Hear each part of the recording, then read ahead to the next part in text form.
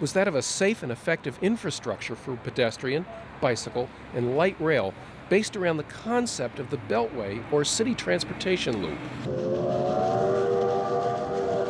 In the late 1800s, Atlanta's rail system, called the Beltline, made a loop around the city. Most of these rail lines have been long abandoned, but their overgrown footprints still circle the city's inner ring suburbs and neighborhoods.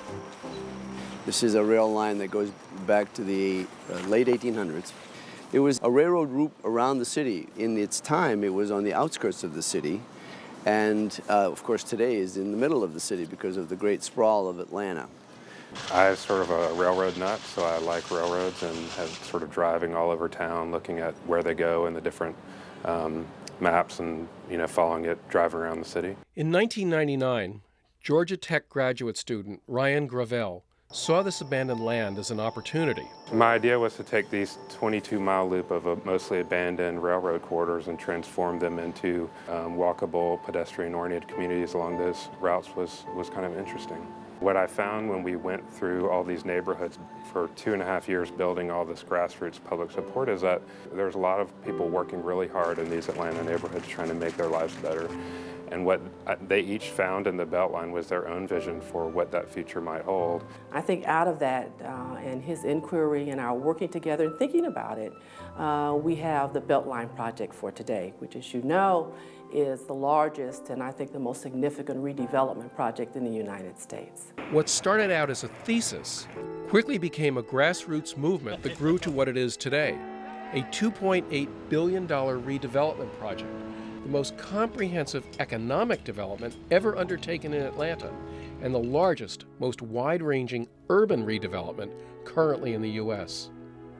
The Beltline will consist of a modern streetcar or light rail that will make for safe and fast public transportation around a 22-mile loop, connecting the city's inner ring suburbs to each other and to public transit lines linked to the outer suburbs.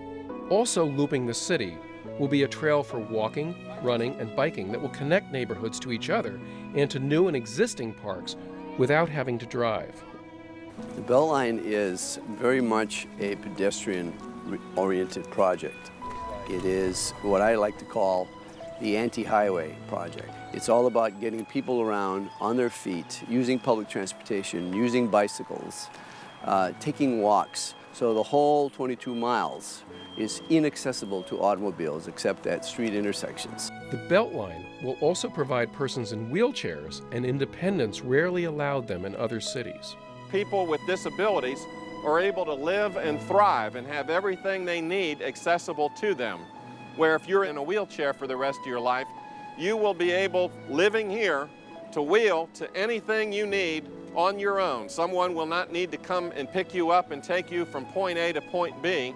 You'll be totally independent, which will increase your quality of life, increase your health, and actually decrease the amount that it costs to take care of you. I think that the idea that the Beltline is an anti-automobile project is right on. I mean, I think one of the exciting things about the Beltline is that everybody is able to construct their own vision around it. There's 15,000 different ways that people love this, and that constituency that you build by having that broad base of support is one of the things that has built this sort of amazing momentum for the project that allows us to move forward through the tough steps of implementation. With funding pretty much in place, each year more and more parks and trails are completed, with the entire project targeted to be finished far ahead of its original 25-year plan. 10,000 residents came together and said to its elected officials, we absolutely want this project. We want it as soon as possible, and we're willing to commit public dollars to make sure that it happens. We have the most perfect opportunity to go from worst to first with the Beltline. So in fact, the Beltline will, in not too many years, become Atlanta's defining feature. Today, Ryan Gravel remains active on the project as a member of the Beltline's board of directors, as well as an architect for one of the two firms chosen to lead the design of the Beltline. My kids don't really know what I do, but I brought my daughter, who's 4, to one of the neighborhood meetings about the Beltline, and I was trying to describe her that there was going to be a train that we could ride from our house over to her friend's house or to the park, and She thought that was pretty cool. And when you think about their future and how different the city's going to be in the next 20 or 30 years, you got to hope that we're investing in these kinds of initiatives, because it's going to be a much different place by then. In the fall of 2009, Ryan's former Georgia Tech classmate, Brian Leary, resigned from his position at Atlantic Station when he was named president and CEO of the Atlanta Beltline Project.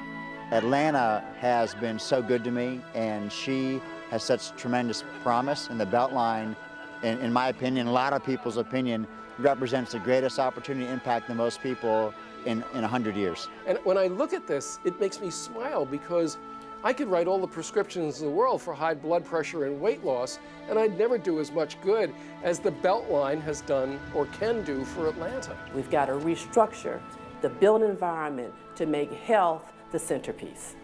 Both of these projects move our city and our region very far along that continuum. There's no doubt about that. Catherine Ross, professor of both Ryan and Brian, feels proud of their accomplishments and humbled by her contribution. I feel that I am uniquely happy and fortunate to have had the opportunity to work with both of them. It's really important to me to see our work go from theory to practice. And so when projects like this are the result, I feel like I'm blessed, that I've done something right and that I've given back. It does make me teary-eyed.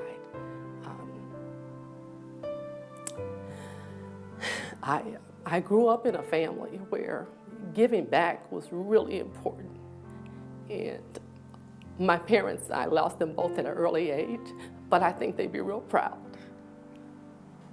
of what I'm doing.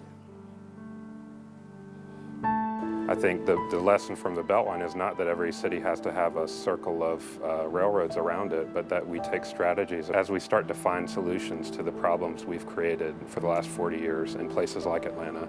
We'll transform these places into valuable, interesting, wonderful, beautiful places to live. As beautiful as Paris or Amsterdam, but in a completely different way.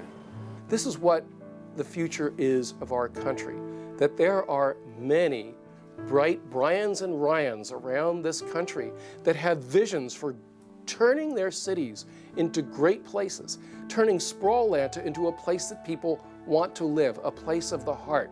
We visited on a lot of these retrofits, and we're really impressed with how happy most of the people that we talked to were. Not just happy that, oh, their economic investments seem to be paying off, but we're happy with their lifestyle. Endless anecdotes about how much more free time they had to do the things they really loved to do. Go! The best treatment for diabetes is weight loss and exercise.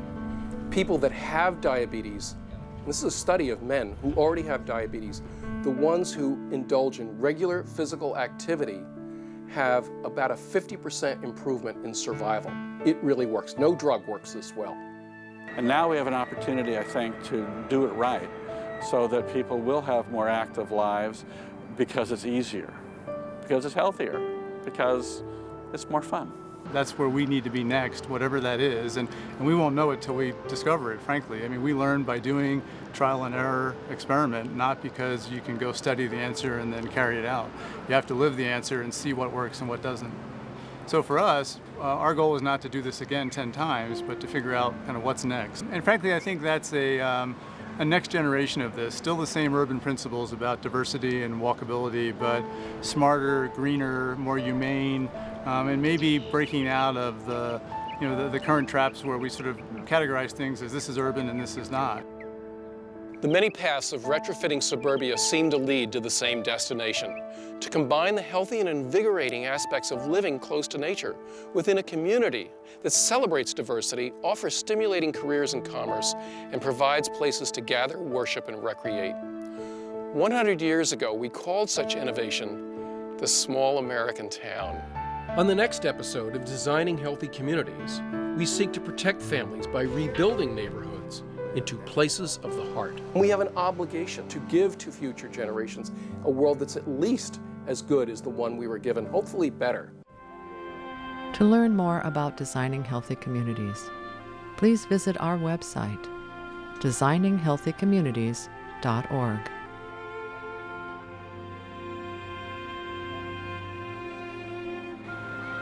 To purchase the companion book and the entire DVD series of Designing Healthy Communities, please visit our website or call this number.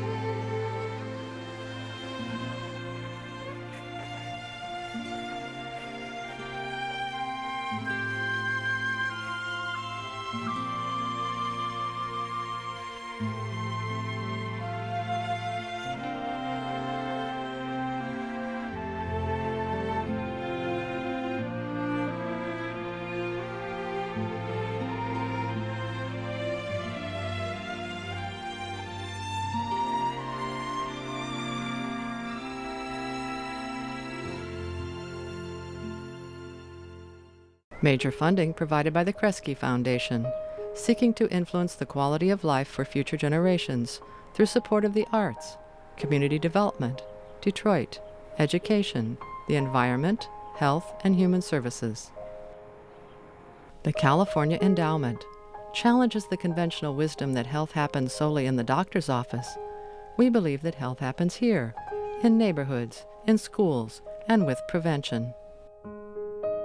W.K. Kellogg Foundation, a partner with communities where children come first. Architects committed to improving where we live by helping make communities safe and healthy through the power of design. Marisla Foundation.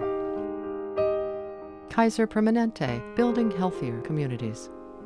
Robert Wood Johnson Foundation for Healthier Lives. Additional funding by a Syracuse consortium of funders, joined together for a healthy community.